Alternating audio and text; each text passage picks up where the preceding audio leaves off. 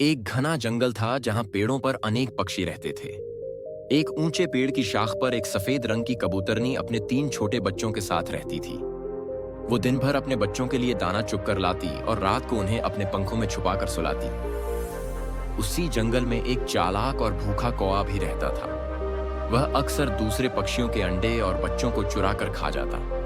एक दिन उसकी नजर कबूतरनी के घोंसले पर पड़ी। वाह, कितने मोटे ताजे बच्चे हैं, इन्हें तो मैं आराम से खा सकता हूं, कौआ बोला और योजना बनाने लगा। अगले दिन जब कबूतरनी अपने बच्चों के लिए दाना लेने गई, कौआ उड़कर उसके घोंसले की ओर बढ़ा। लेकिन जैसे ही वो पास पहुंचा, उसे वहां कांटों से बनी एक जाल जैसी रचना दिखाई दी। कबूतरनी ने अपने घोंसले के चारों ओर कांटेदार टहनियां रख दी थी और कुछ रंग बिरंगे पंख बिछा दिए थे ताकि घोंसला दिखाई न दे।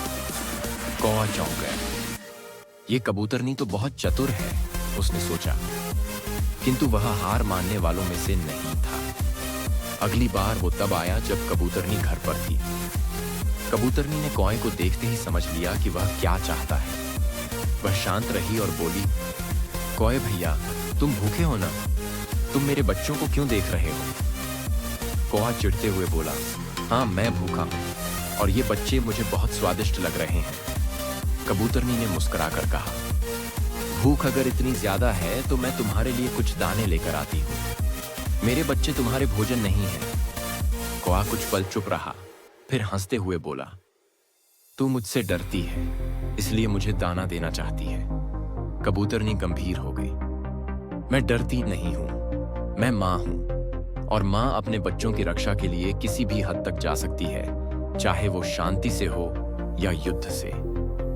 इतना कहते ही उसने जोर से फड़फड़ाकर पेड़ पर बैठे दूसरे पक्षियों को बुलाया। कई तोते, मैना और कबूतर आ गए। सभी मिलकर कौए को घेरने लगे। कौए को समझ आ गया कि वह अब अकेला है और उसे भागना ही पड़ेगा।